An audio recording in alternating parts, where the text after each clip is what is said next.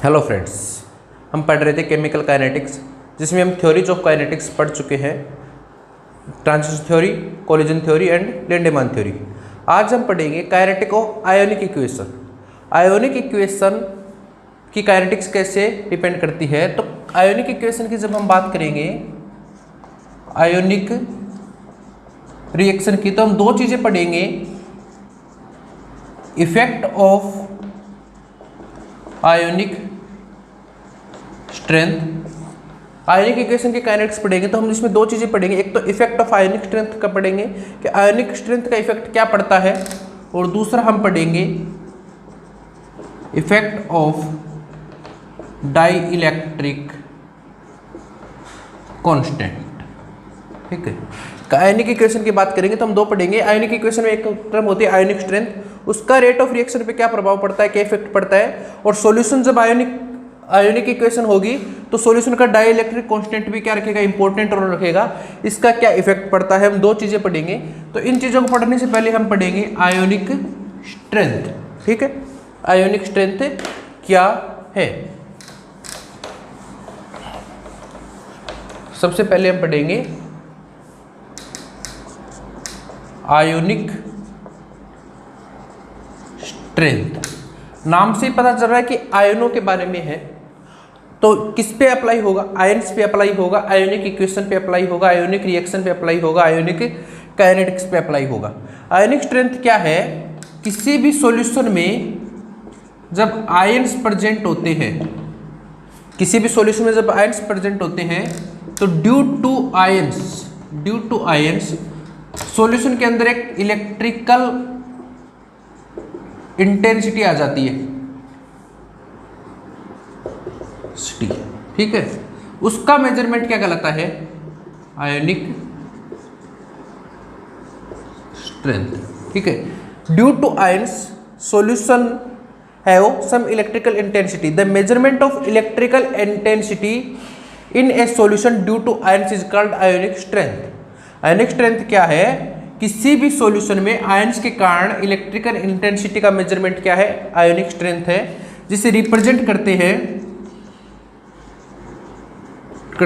आई से या फिर म्यू से, दोनों से रिप्रेजेंट किया जाता है, आई या म्यू से। और फॉर्मूला क्या होता है, I is equal to 1/2 summation of C I Z I square.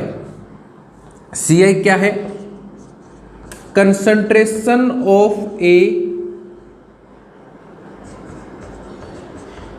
Particular ion, किसी भी आयन का कंसंट्रेशन क्या है, सी आई, और जेड आई क्या है, charge on that particular ion. ठीक है, और आई की जो यूनिट है, आई क्या है, आयोनिक स्ट्रेंथ, इसकी यूनिट होती है मोल पर लीटर। मोल पर लीटर आई की यूनिट क्या होती है, क्योंकि देखो जेड आई चार्ज है न, यूनिट ऑफ चार्ज कि कितना चार्ज है, +1 या +2, कोई यूनिट नहीं है। सी आई क्या है, कंसंट्रेशन, कंसंट्रेशन की यूनिट क्या होती है, मोल पर लीटर, तो आई की यूनिट भी क्या आएगी, मोल पर लीटर। आई की यूनिट भी क्या आएगी, मोल पर लीटर। जैसे किसी सॉल्यूशन में दो आयन प्रेजेंट है ना, ए बी आयन है, ए प्लस और बी आयन प्रेजेंट है, तो इसकी आयनिक स्ट्रेंथ क्या होगी, I is equal to 1/2 summation of C I, दो आयन है तो क्या हो जाएगा, C1Z1 square plus C2Z2 square. C1 यानी कि पहले आयन की कंसंट्रेशन, उसका चार्ज, C2 दूसरे आयन की कंसंट्रेशन, उसका charge, that is ionic strength. अब देखो ऐसे फाइंड आउट कैसे करेंगे, कैसे हम करते हैं, आयोनिक स्ट्रेंथ निकालते कैसे हैं, ये देखिए। कुछ एग्जांपल लेता हूं मैं, देखना। पहला लेता हूं 0.02 मोलर NaCl, दूसरा लेता हूं मैं 0.01 मोलर K2SO4, तीसरा लेता हूं मैं 0.02 मोलर ZnSO4, चौथा लेता हूं मैं 0.03 मोलर कुछ भी ले लेते हैं BaCl2। ठीक है, इन चारों के निकालता हूँ मैं कंसंट्रेशन। ठीक है, तो पहले इसके निकालता हूँ 0.02 मोलर NaCl। तो पहले तो आप ये देखो कि सॉल्यूशन में आयन कौन कौन से हैं।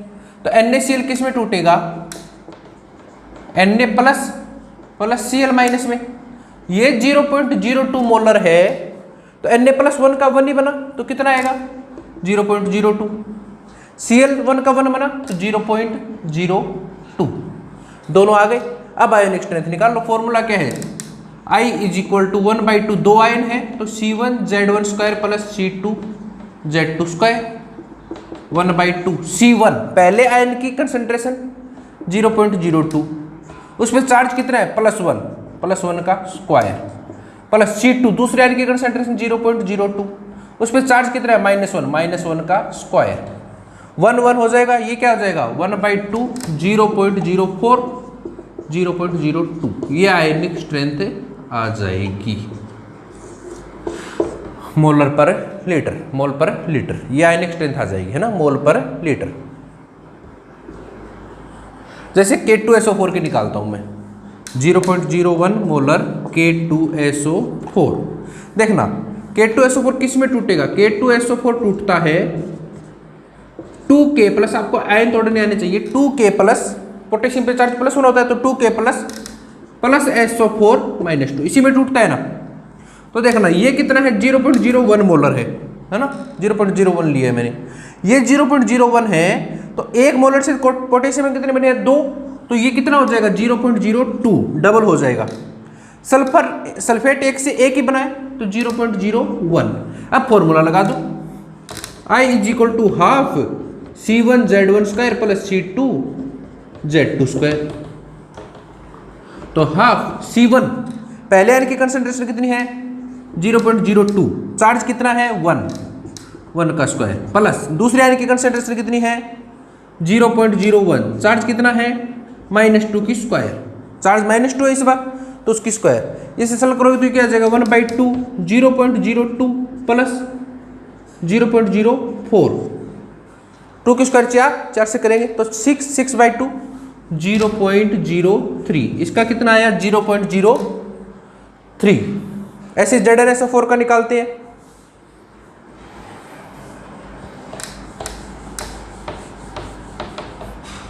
है ना, ZnSO4 का निकालते हैं तो क्या निकलेगा 0.02 ZnSO4 टूटेगा किसमें ZnSO4 Zn+2 प्लस SO4 -2, इसी में टूटता है ना। Zn एक ही है तो एक ही आएगा, S सल्फेट एक है तो एक ही आएगा, चार्ज इस पे +2 होता है इस पे -2 होता है, चार्ज आपको पता होना चाहिए। SO4 पे -2 होता है तो Zn पे +2 आएगा। ये 0.02 है तो ये एक का एक आयन बना 0.02, एक ये भी एक का एक आयन बना। Zn एक से एक ही बन रहा है, एक से एक ही बन रहा है, सेम रहेगा। फॉर्मूला लगा दो,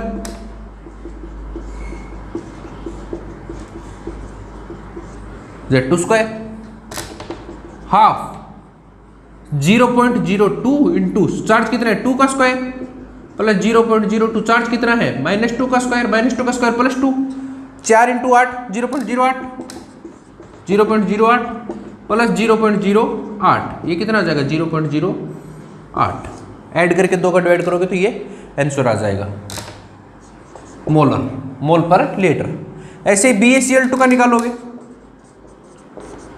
तो किस में टूटेगा BaCl2 Ba+2 plus 2Cl minus, देखो Cl 2 है तो 2Cl माइनस, Ba+2, ये 0.03 है तो ये कितना है 1 से 1 बना 0.03, ये 1 से कितना बना 2 0.06। अब फॉर्मूला लगा दो, I = 1/2 C1Z12 plus C2Z22, ionic strength पूछे तो 1/2, ये 0.03 2 का स्क्वायर प्लस 0.06 1 का स्क्वायर, है ना, 6 12 18 1/2 0.18, सॉल्व करेंगे तो 0.09, ये इसका आयनिक स्ट्रेंथ आ जाएगी। तो आप किसी भी आयन की आयनिक स्ट्रेंथ इससे निकाल सकते हो। यदि आपको एक मिक्सर दे दे तो मिक्सर की कैसे निकालोगे देखना, जैसे आपको मिक्सर दे दे कि 0.01 molar KCl plus 0.02 molar K2SO4 4। इसकी निकालनी हो तो कैसे निकालोगे? तो आप क्या करना, पहले इस साइन की निकाल लेना, फिर इस साइन की निकाल लेना और दोनों को ऐड कर देना। जैसे इसकी आप निकालोगे तो इसकी आएगी 0.01, इसकी आप निकालोगे तो आएगी 0.06, फिर दोनों को ऐड कर देना, टोटल कितनी आ जाएगी 0.07। आयन स्ट्रेंथ कितने, जब अलग अलग आयन दिए, कुछ बहुत सारे आयन दिए हो तो सबके अलग अलग निकालो और सबको क्या कर दो, ऐड कर दो। ये है आयनिक स्ट्रेंथ निकालना। अब पेपर में आप पूरा मेथड करोगे तो बहुत टाइम लगेगा, इसलिए आपको एक शॉर्ट ट्रिक बताता हूँ, ठीक है। कुछ आयन्स की जो इंपॉर्टेंट आयन्स है उनकी देखना। यदि Ab आयन है, Ab आयन है जिसकी कंसंट्रेशन कितनी है, कंसंट्रेशन है ना, C मोलर है, तो आयोनिक स्ट्रेंथ, आयन कंसंट्रेशन और ion strength.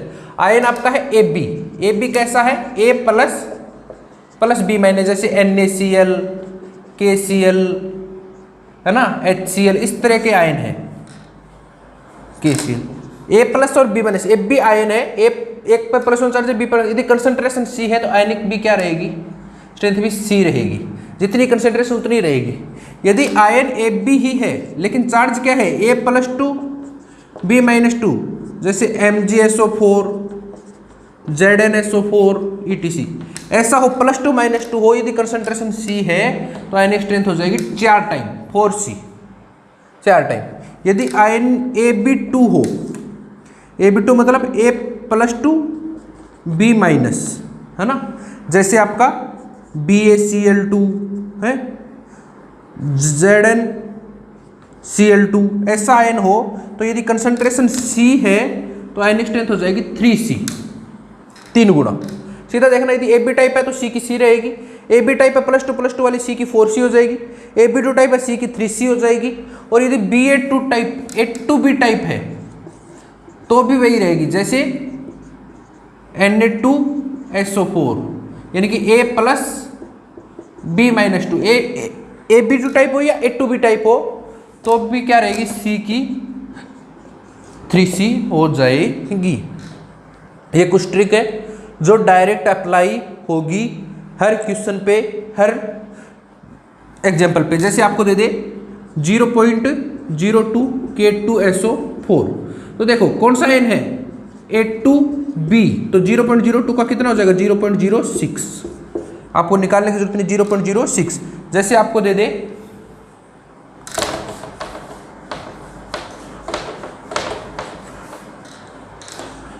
0.05 molar HgSO4, HgSO4 कौन सा आयन है, Hg+2SO4 -2, Ab टाइप है तो कितना हो जाएगा, 4 गुना, 0.20 मोलर।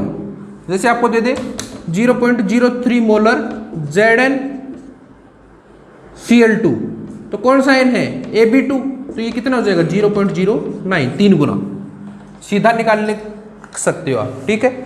ये था आयोनिक स्ट्रेंथ, ठीक है। अब हम पढ़ेंगे किसी भी रिएक्शन पे आयोनिक स्ट्रेंथ का इफेक्ट, आयोनिक स्ट्रेंथ का इफेक्ट जिसे बोलते हैं kinetic salt effect, salt effect, kinetic salt effect. ये 2 तरीके का होता है, प्राइमरी साल्ट इफेक्ट और सेकेंडरी साल्ट इफेक्ट, ठीक है। प्राइमरी और सेकेंडरी। प्राइमरी बताता है आयोनिक स्ट्रेंथ का इफेक्ट, किसी भी रिएक्शन पे आयोनिक स्ट्रेंथ का इफेक्ट कौन बताता है, प्राइमरी साल्ट इफेक्ट। और सेकेंडरी बताता है कैटेलिस्ट इफेक्ट, कैटेलिस्ट का क्या इफेक्ट होगा। प्राइमरी बताता है आयोनिक स्ट्रेंथ का इफेक्ट, ये किसके होता है, आयोनिक इक्वेशन पे, है ना, आयोनिक रिएक्शन पे। आयोनिक रिएक्शन पे 2 इफेक्ट होते हैं, प्राइमरी जो आयोनिक स्ट्रेंथ का इफेक्ट बताता है और सेकेंडरी साल्ट इफेक्ट जो कैटेलिस्ट का इफेक्ट बताता है। कैटेलिस्ट कौन से, एसिड या बेस कैटेलिस्ट। कैटेलिस्ट भी आयनिक होने चाहिए। H+ और OH- का आयन का इफेक्ट कौन बताता है? Secondary salt effect. Ionic strength का इफेक्ट प्राइमरी साल्ट इफेक्ट बताता है, और एसिड कैटेलिस्ट या बेस कैटेलिस्ट रिएक्शन का इफेक्ट सेकेंडरी साल्ट इफेक्ट बताता है। आज हम पढ़ेंगे प्राइमरी साल्ट इफेक्ट, जो क्या है? Direct effect. Direct effect, ionic strength का डायरेक्ट इफेक्ट कौन बताता है? Primary salt effect. ठीक है, तो आपसे स्टेटमेंट पूछे प्राइमरी साल्ट इफेक्ट क्या बताता है? आयनिक स्ट्रेंथ का इफेक्ट बताता है। जो डायरेक्ट इफेक्ट बताता है आयनिक स्ट्रेंथ का। सेकेंडरी साल्ट इफेक्ट किसका बताता है? कैटेलिस्ट का इफेक्ट बताता है, और कैटेलिस्ट का इफेक्ट बताता है। तो आयनिक स्ट्रेंथ का क्या होता है? Non direct. Non direct, direct नहीं बताता है आयनिक स्ट्रेंथ का इफेक्ट, कैटेलिस्ट के थ्रू बताता है कि आयनिक स्ट्रेंथ का इफेक्ट क्या करेगा। ठीक है, तो आज हम पढ़ेंगे primary kinetic salt effect. Mainly क्या पढ़ेंगे हम? प्राइमरी काइनेटिक साल्ट इफेक्ट, जो बताता किसका है? आयनिक स्ट्रेंथ का effect. Effect of ionic strength. ठीक है, देखिए हम दो इक्वेशन मान लेते हैं। एक इक्वेशन ए जिसपे चार्ज है ZA प्लस B जिसपे चार्ज है ZB, ये आपस में क्या है? रिएक्ट होकर एक एक्टिवेटेड कॉम्प्लेक्स बना रहे हैं AB। तो जब दोनों आपस में जुड़ेंगे तो चार्ज भी क्या हो जाएंगे? ऐड हो जाएंगे, और फिर हो रहा है ये प्रोडक्ट में चेंज। और यहाँ पे मैंने इक्विलिब्रियम कांस्टेंट मान लिया KH। ये बिल्कुल प्राइमरी काइनेटिक साल्ट इफेक्ट है ना, आयोनिक इक्वेशन बिल्कुल ट्रांजिशन स्टेट थ्योरी की तरह बिहेव करती है। जैसे ट्रांजिशन स्टेट थ्योरी में दो मॉलिक्यूल मिलकर एक्टिवेटेड कॉम्प्लेक्स बनाया था, वैसे ही यहाँ पे होगा, और दोनों इक्विलिब्रियम में रहेंगे। फर्क क्या है? वहाँ पे न्यूट्रल मॉलिक्यूल थे, यहाँ पे आयोनिक मॉलिक्यूल्स हैं। सिर्फ इतना फर्क है, क्योंकि आयोनिक का इफेक्ट बताता है कि यदि मॉलिक्यूल आयोनिक हो तो क्या होगा। तो ये हो रहा है, तो यहाँ से रेट क्या होगी? सेम वही होगी जो ट्रांजिशन थ्योरी कहती थी। एक तो फ्रीक्वेंसी पे डिपेंड करेगी, दूसरा कंसंट्रेशन ऑफ AB पे डिपेंड करेगी, है ना। कंसंट्रेशन ऑफ AB पे डिपेंड करेगी, तो रेट क्या हो जाएगी? KT/H concentration of AB। अब concentration of AB find out करनी है। Concentration of B find out करने के लिए वही तरीका जो वहां पे काम लिया था, K equilibrium is equal to. इस बार देखना यहाँ पे आयोनिक इक्वेशन है, तो इक्विलिब्रियम में कंसंट्रेशन की जगह टर्म आएगी एक्टिविटी। आयोनिक के लिए हम हमेशा कभी कंसंट्रेशन टर्म यूज नहीं करते। कौन सी टर्म यूज करते हैं? एक्टिविटी। एक्टिविटी ऑफ ये, तो activity of AB upon activity of A into activity of B। Activity होती है एक्चुअल कंसंट्रेशन ऑफ आयंस, जो सॉल्यूशन में प्रेजेंट होती है। क्योंकि हम जितना आयन डालेंगे उतना नहीं होता, सारे आयन ऐड नहीं होते, कुछ आयन रिपल्सन होते हैं तो ऐड भी नहीं होते, कुछ क्या होते हैं हाइड्रोलाइसिस हो जाते हैं, कुछ डिसोसिएट नहीं होते। तो एक्चुअल कंसंट्रेशन ऑफ आयंस क्या होती है? एक्टिविटी। और एक्टिविटी का फॉर्मूला होता है A is equal to gamma into C। Gamma क्या होता है? एक्टिविटी कोफिशिएंट, है ना। तो K गामा कितना हो जाएगा? इक्विलिब्रियम कांस्टेंट की जगह A को क्या लिख दूंगा मैं? गामा AB और कंसंट्रेशन ऑफ AB, या मैं इसे ऐसे लिख दूं AB, है ना, अपॉन एक्टिविटी ऑफ A का मतलब क्या हो जाएगा? Gamma A concentration of A into gamma B concentration of B। तो यहाँ से कंसंट्रेशन ऑफ AB कितना आ जाएगा? K equilibrium gamma A gamma B upon gamma AB into A into B, यही आ जाएगा। AB मैं यहाँ रखूंगा तो मेरा रेट कितना आ जाएगा? रेट आ जाएगा KT/H KH gamma A gamma B upon gamma AB A into B, यही आएगा ना रेट। ये रेट आएगा। रेट में मैं AB को हटा दूं तो रेट कांस्टेंट क्या हो जाएगा? K is equal to KT/H K equilibrium gamma A gamma B upon gamma AB, ये आ जाएगा रेट कांस्टेंट। देखना ट्रांजिशन थ्योरी में सिर्फ इतना आया था, जब आयनिक इक्वेशन ले लेंगे तो ये टर्म कुछ आ गई एक्स्ट्रा। इससे मैं कुछ एक अलग कांस्टेंट मान लेता हूँ K नोट, है ना। तो ये क्या आ जाएगा? K is equal to K naught gamma A gamma B upon gamma AB, जहाँ K क्या है? रेट कांस्टेंट, और K नोट क्या है? कि T/H के H अदर कांस्टेंट है ना। ठीक है, यहां तक समझ में आ गया। पहले मैंने आयनिक इक्वेशन ली AB वही आयनिक इक्विलिब्रियम से निकाला, लेकिन यहाँ पे एक्टिविटी टर्म आएगी तो एक्टिविटी को एक्टिविटी कोफिशिएंट इनटू कंसंट्रेशन की टर्म में लिखूंगा। वहां से अपने पास ये इक्वेशन आ गई, ये इक्वेशन है ना। ये मैं थोड़ा रफ कर देता हूं।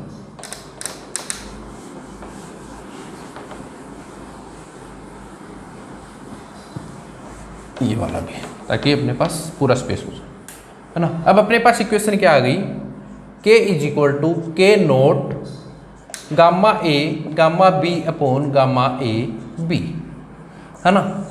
अब एक लिमिट नियम होता है डिबाई लिमिटिंग लॉ, ये इलेक्ट्रोकेमिस्ट्री में आएगा आपके। डिबाई लिमिटिंग लॉ वो क्या कहता है, log gamma plus minus is equal to minus A ZA ZB root I। ये कहता है log gamma plus minus is equal to minus A ZA ZB या Z plus Z minus root I। ये चीज़ होती है जहाँ A कितना होता है 0.509, A की वैल्यू होती है ये, है ना। तो यहाँ से देखना, मैं जब लॉग गामा A लिखूंगा तो क्या हो जाएगा, गामा A लिखूंगा तो ये हो जाएगा minus A Z² root I। A लिखूंगा, A के n के रेस्पेक्ट में तो Z इंटू Z।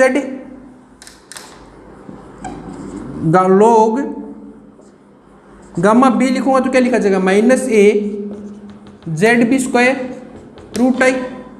और लॉग गामा AB लिखूंगा तो क्या लिखूंगा, minus A ZA plus ZB² root I। क्योंकि अपने AB के ऊपर चार्ज क्या था, ZA ZB। अपनी इक्वेशन क्या थी, यही तो थी, A plus B AB change to product. इस पे चार्ज ZA है, इस पे चार्ज ZB है, तो इस पे चार्ज क्या आ गया, ZA प्लस ZB, यही आ गया था ना। तो ये लिखा जाएगा। अब ये तीनों टर्म मैं यहाँ पे रख दूंगा इस लो में, है ना। देखना ये इक्वेशन अपने पास 3 आ गई। अब देखना इसे मैं हटा देता हूँ।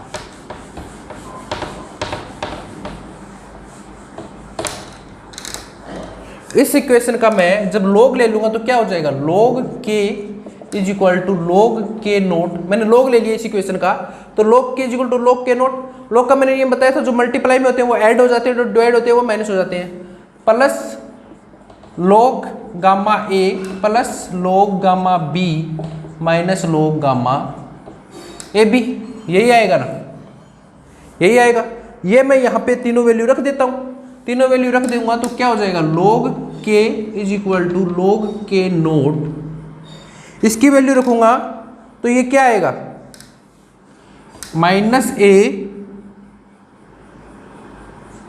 ZA² root I minus B ZB² root I minus ही आएगा ना, ये तो यही है, ZA plus ZB² root I, यही आएगा ना। देखना log K is equal to log K0 plus A root I मैं कॉमन ले लेता हूँ, A रूट A कॉमन ले लेता हूँ, ये क्या आ जाएगा, minus ZA² minus ZB² minus ZA plus ZB का स्क्वायर, है ना।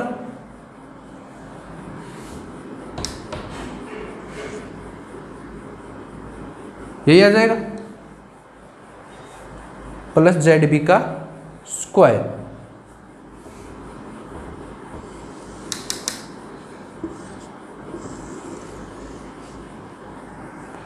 सॉरी, ये साइन पहले से माइनस है तो ये हो जाएगा प्लस।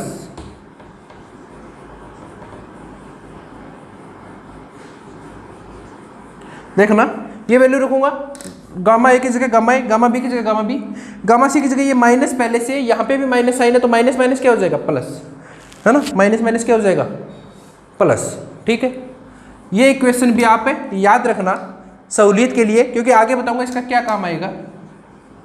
तो ये log k is equal to log k naught, इसे सॉल्व करोगे तो ये क्या हो जाएगा, Z square Z B square cancel हो जाएंगे, ये आएगा 2z जेड बी, तो ये आ जाएगा plus 2a Z A Z B root I. इस इक्वेशन को बोलते हैं काइनेटिक साल्ट इफेक्ट, या फिर इसे बोलते हैं बेजरूम इक्वेशन। एक साइंटिस्ट है बेजरूम, जिसने दी थी, इसे बोलते हैं बेजरूम इक्वेशन। समझ में आया? यहां से 3 इक्वेशन आ गई लिमिटिंग लॉ से, जेड ए के रेस्पेक्ट में Z square Z B square Z A plus Z B square, इसे लॉग ले लिया तो ये इक्वेशन बन गई। लॉग गामा ए की जगह ये वैल्यू रख दी, लॉग गामा की जगह ये रख दी, और माइनस लॉग गामा की जगह ये वैल्यू रख दी, तीनों रख दी। जेड ए जेड बी का स्क्वायर करेंगे तो Z square plus Z B square cancel out हो जाएंगे, plus 2 Z A Z B रख दिया, 2 जेड ए जेड बी रख दिया, तो ये अपने पास आ गया, जहां ए की वैल्यू कितनी है 0.509, जहां ए की वैल्यू कितनी 0.509। ठीक है, थोड़ा और आगे करते हैं अपन इस इक्वेशन को सर।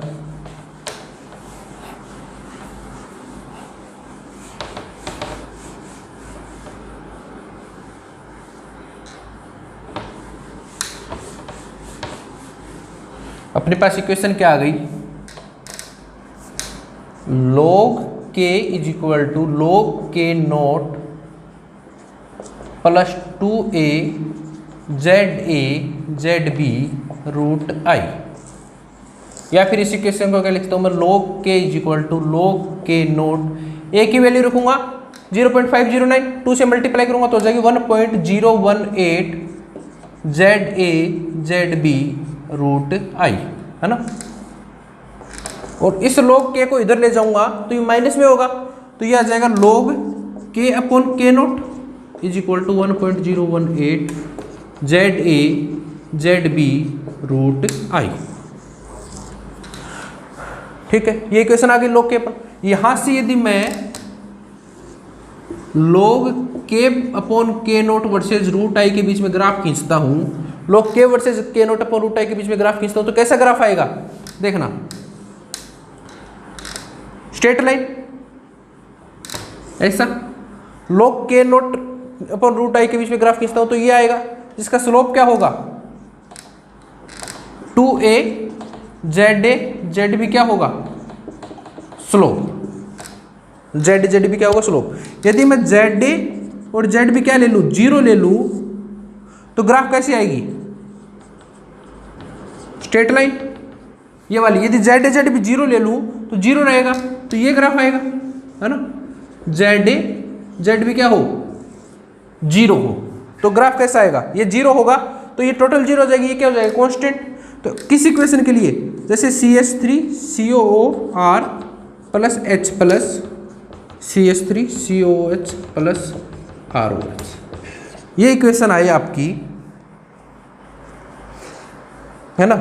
तो देखो इस पे चार्ज कितना है, Z A 0 Z B plus 1, तो जेड ए 0 हो गया तो ये इक्वेशन क्या होगी 0, तो ये क्या रहेगा कांस्टेंट, ये रहेगा कांस्टेंट। ग्राफ कैसा आएगा ऐसा, या फिर मैं अलग अलग ग्राफ बना लेता हूँ ना तीनों का, आपको फिर सिंप्लिसिटी के लिए सरल रहेगा। अपनी इक्वेशन आ गई थी log k upon k naught is equal to 2a Z B root I. पहला मैंने ले लिया जेड ए जेड बी क्या हो 0 हो, जैसे CH3COOR ester plus water CH3COOH plus ROH, है ना। तो यदि एक भी 0 हो गया तो यहाँ पे H प्लस आता है ये ओवरऑल, तो ZB प्लस 1 हो गया, तो ZA ZB कितना हो गया 0। तो ऐसी कंडीशन में ग्राफ कैसा आएगा, log k versus k naught upon root I का ग्राफ कैसा आएगा, स्ट्रेट लाइन। कैसा आएगा, स्ट्रेट लाइन। दूसरा मैं क्या ले लूँ, ZA ZB क्या ले लूँ, पॉजिटिव। पॉजिटिव का बस होता है जब ZA भी पॉजिटिव हो जेड भी पॉजिटिव हो, या दोनों क्या हो नेगेटिव हो, दोनों क्या हो नेगेटिव हो। जैसे H2O3 -2 प्लस I माइनस है, इस इक्वेशन की लूँ तो ZA ZB कितना आ जाएगा -2 × -1 = +2। पॉजिटिव हो जाएगा। इस इक्वेशन के लिए क्या हो जाएगा, पॉजिटिव हो जाएगा। जैसे FeCN6-3 प्लस F माइनस, ये इक्वेशन लूँ तो इसके लिए भी जेड भी क्या हो जाएगा, पॉजिटिव हो जाएगा, या फिर दोनों क्या हो, पॉजिटिव हो। तो इस इक्वेशन के लिए ग्राफ क्या आएगा, ln(k0/√i). यदि दोनों पॉजिटिव होंगे तो ये वैल्यू क्या रहेगी, पॉजिटिव। तो ग्राफ कैसा आएगा, ऐसा ग्राफ ऐसा आएगा। और यदि जेड भी क्या हो, नेगेटिव हो, जैसे H प्लस BR माइनस, तो ये क्या है +1, ये है -1, तो +1 × -1 क्या हो जाएगा, -1। तो क्या गया, नेगेटिव। और नेगेटिव के लिए ग्राफ कैसा आएगा, ऐसा √i log k versus k note, graph आएगा ऐसा। ठीक है, तो 3 ग्राफ आते हैं। यदि 0 हो तो ऐसा ग्राफ आएगा, पॉजिटिव तो ऐसा ग्राफ आएगा, नेगेटिव तो ऐसा ग्राफ आएगा। और स्लोप क्या है इसका, 2a ZA ZB, 2a ZA ZB। ठीक है, तो मैं ओवरऑल ग्राफ बनाऊं तो कैसा आएगा,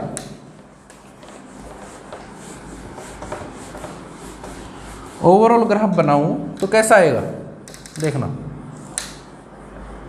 ये लाइन हटा देता हूं, ये यहाँ पे लगा देता हूँ ना, ln k versus k note और √i के बीच में ग्राफ बनाऊं तो एक तो स्ट्रेट लाइन आएगी जब ZA ZB क्या हो, 0 हो। जब ZA ZB पॉजिटिव हो तो ग्राफ कैसा आएगा, ये ZA ZB क्या हो, पॉजिटिव हो, और ZA ZB क्या हो, नेगेटिव हो। तो 3 ग्राफ आएंगे, है ना। ऐसा ग्राफ आता है, 0 हो तो स्ट्रेट लाइन, पॉजिटिव हो तो अपर के डायरेक्शन, नेगेटिव हो तो लोअर डायरेक्शन, है ना। ये है काइनेटिक साल्ट इफेक्ट। अभी तक हमने किसकी बात की, 2 आयनों की, लेकिन पेपर में आपके पास ऐसा आयन आ जाए A + B + C ZA ZB ZC change into product, ऐसा इक्वेशन आ जाए तो यहाँ पे क्या बनेगा, A B C, चार्ज कितना आ जाएगा, ZA + ZB + ZC। इस एक तरह की इक्वेशन के लिए निकालना हो तो आप याद रखना, फॉर्मूला डायरेक्ट पहले बता देता हूं, log k = log k naught plus 2a, वहां आया था अपना ZA ZB, यहाँ पे 3 आयन है तो यहाँ चलेगा ZA ZB + ZB ZC + ZC ZA √i। 2 ion के लिए अपना फॉर्मूला क्या था, log k = log k note 2a ZA ZB √i। 2 ion थे, यहाँ पे 3 आयन है तो क्या होगा, ZA ZB + ZB ZC + ZC ZA √i। ठीक है, ये है 3 आयनों के लिए। वरना आपका क्या करना, आप एक फॉर्मूला याद रखना, जो मैंने बीच में अपनी इक्वेशन क्या आई थी, log k = log k naught plus 2a, ये फॉर्मूला आया था अपना ZA² + ZB², है ना, -ZA² -ZB²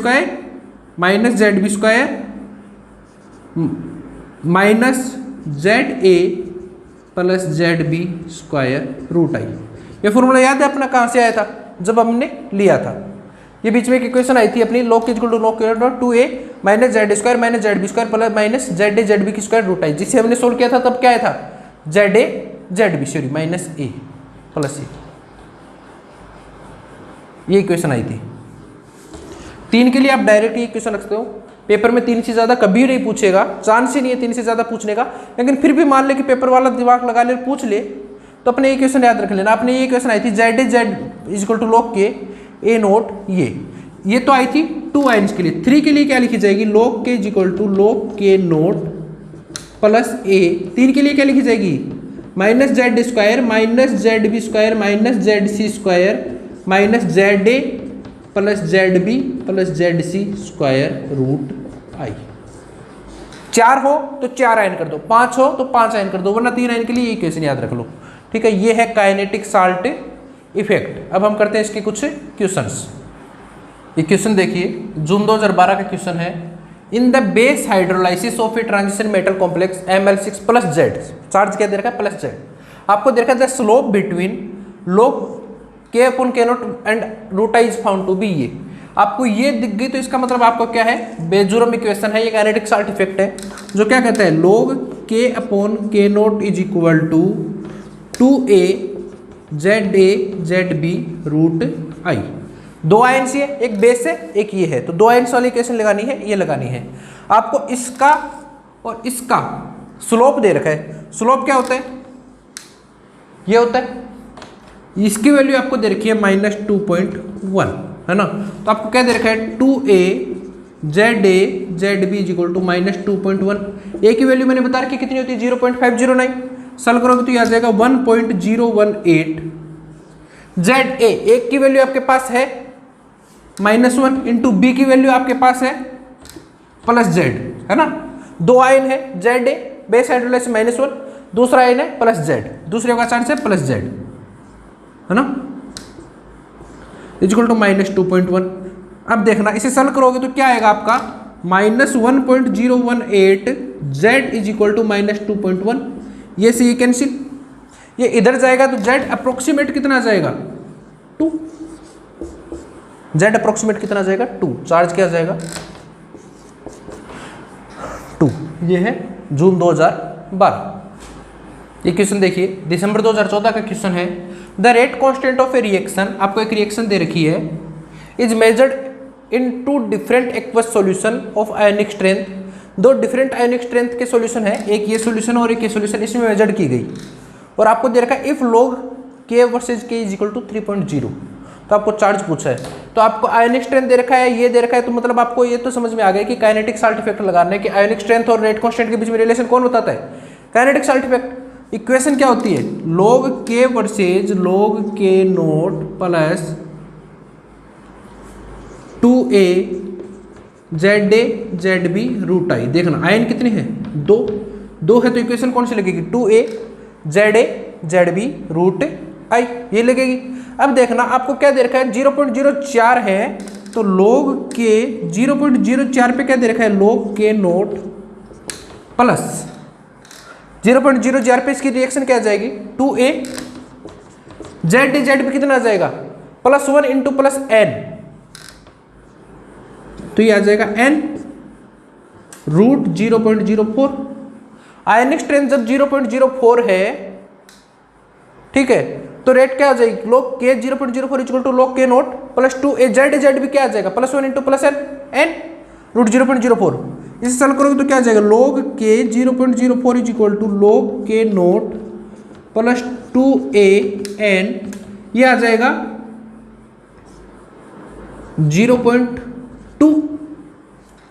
0.2। इसे सॉल्व कर लो, log k 0.04 is equal to log k naught, इसे अंदर सॉल्व करोगे तो ये आ जाएगा प्लस 0.4an, इक्वेशन नंबर 1 आ गई। इसी तरीके से 0.01 का फाइंड आउट करोगे तो क्या हो जाएगा log k 0.01 is equal to log k naught plus 2an, यहाँ पे क्या रखा जाएगा 0.01, ये रखा जाएगा ना 0.01 के लिए, तो ये क्या आ जाएगा log k 0.01 is equal to इसका 0.1, तो log k naught plus 0.2an, equation number 2। आपको क्या दे रखा है इन दोनों का रेशियो दे रखा है, इन दोनों का रेशियो, तो इन दोनों का रेशियो कब आएगा जब मैं 1 - 2 कर दूं, 1 - 2 कर दूं तो log k माइनस log ये रखा जाएगा, क्या लिखा जाएगा log k 0.04 minus log k 0.01, ये दोनों आपस में कैंसिल आउट, ये क्या हो जाएगा 0.4an माइनस 0.2an, है ना, ये लिखा जाएगा। ये क्या होता है log a minus log b, log a upon b, log k 0.04 upon k 0.01 is equal to, इसे सॉल्व करूंगा तो ये कितना हो जाएगा 0.2an। इसकी वैल्यू आपको कितनी दे रखी है 0.03, इसकी वैल्यू आपको दे रखी है 0.03,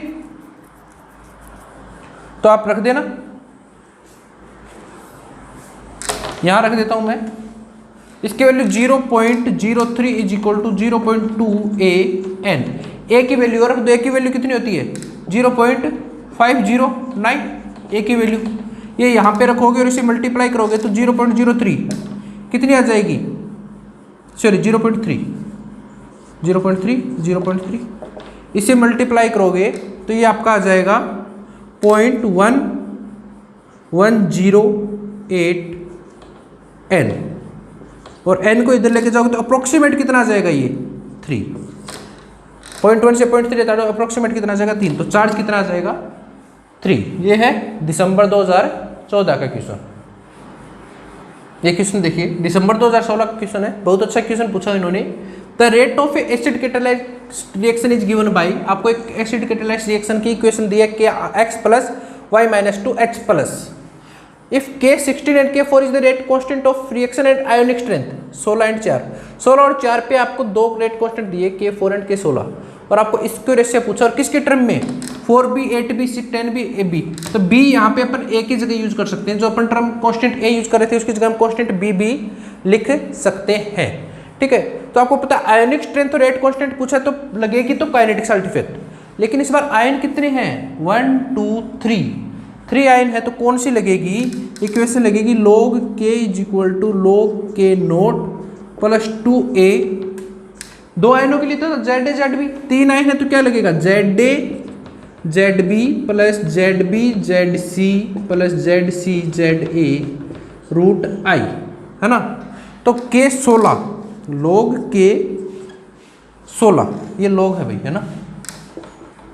log K16 क्या लिखा जाएगा, log K note, log K16 मतलब आयनिक स्ट्रेंथ 16 है, plus 2a ZA ZB minus 2 ZB ZC minus 2 ZC ZA plus 1 root 16, तो log K16 is equal to क्या हो जाएगा log K नोट प्लस ये कितना हो जाएगा -3, तो -6a रूट 16, तो log K16 is equal to क्या जाएगा log K नोट 424a, ये आ जाएगा। इसी तरीके से मैं यदि लिखूंगा log K4 तो क्या लिखा जाएगा, यहाँ पे 4 हो जाएगा log K note -6a root 4, समझ गए। एक बार 16 पे लिखा तो इस इक्वेशन में ZA ZB 1 into -2 -2 -2 into 1 -2 1 into 1 1 root 16, ionic strength 16 पे K16 ये आ गया। अब 4 पे फाइंड आउट करूंगा तो रूट 16 की जगह 4, तो 4 करूंगा तो 2 12 आ जाएगा, तो log K4 is equal to log K naught -12a। आपको पूछा क्या है log K4 upon K16, K4 upon K16, तो किसी से 1 2 दे दूँ, इसे 2 दे दूँ तो क्या कर दूँ 2 - 1, तो log K4 upon K16 2 - 1 K4 upon K16, K naught से कोड नेट कैंसिल, -12a प्लस 24a, ये कितना आ गया 12a। अपने को यहाँ पे कांस्टेंट 12a की जगह यूज किया है b, तो आंसर क्या आ जाएगा 12b। समझ में आया। 3 आयनों के लिए इक्वेशन लगानी है ये वाली ZA ZB ZB ZC ZC ZA, ठीक है, ये 3 आयनों के लिए लगानी है। यदि आपको ये इक्वेशन याद नहीं है तो क्या करोगे, एक इक्वेशन और याद रखना जो मैंने आपको बताई थी, क्या log K is equal to log K naught plus a minus ZA square minus ZB square minus ZA plus ZB square root I। ये इक्वेशन 2 आयनों के लिए थी, है ना। 3 आयनों के लिए क्या लिखी जाएगी log K is equal to log K naught plus a minus ZA square minus ZB square minus ZC square minus ZA plus ZB plus ZC square root I। 3 आयनों के लिए 2 आयनों के लिए आई थी, तो 3 आयनों के लिए 3 आयन माइनस में, फिर तीनों का add.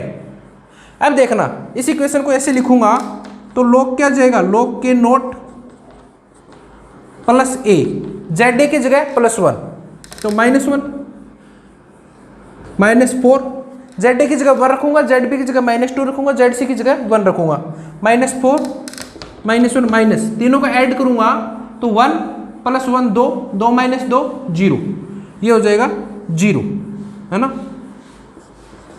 Root I 1 plus -2 + 1 0, 0 square 0, तो ये कितना हो जाएगा 4 5 6, तो log k is equal to log k naught -6a√i, वहाँ पे भी यही आया था अपना। अब i की जगह 16 रखोगे तो ये आ जाएगा 4, तो log k 16 is equal to log k naught -24a, और फिर टू को 12 है, वही आएगा, ये इक्वेशन आ गई।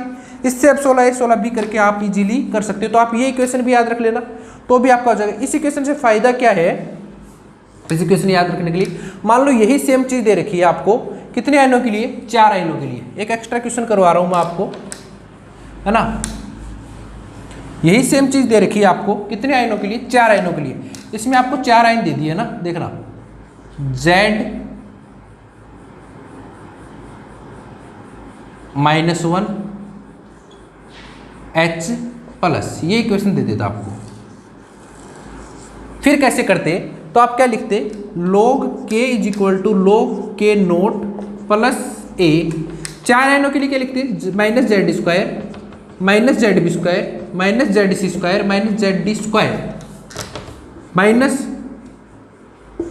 -zd plus zb plus zc plus zd की स्क्वायर √i, 4 आयनों के लिए ये लिखी जाती।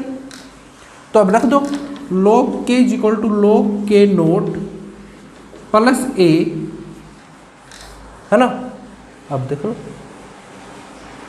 क्या आएगा, a की जगह +1 -1 -2 -4 -1 -1 1 माइनस, यहाँ पे रखोगे +1 -2 -1 +2 0 हो जाएगा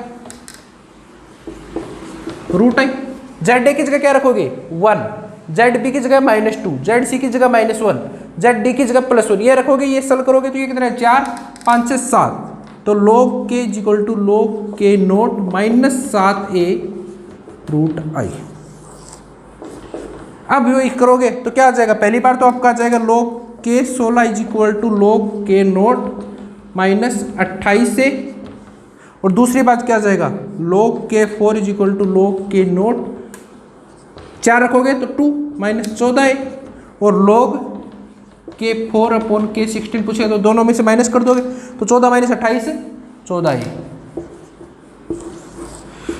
ये आंसर आ जाएगा। ये है primary kinetic salt effect. Thank you.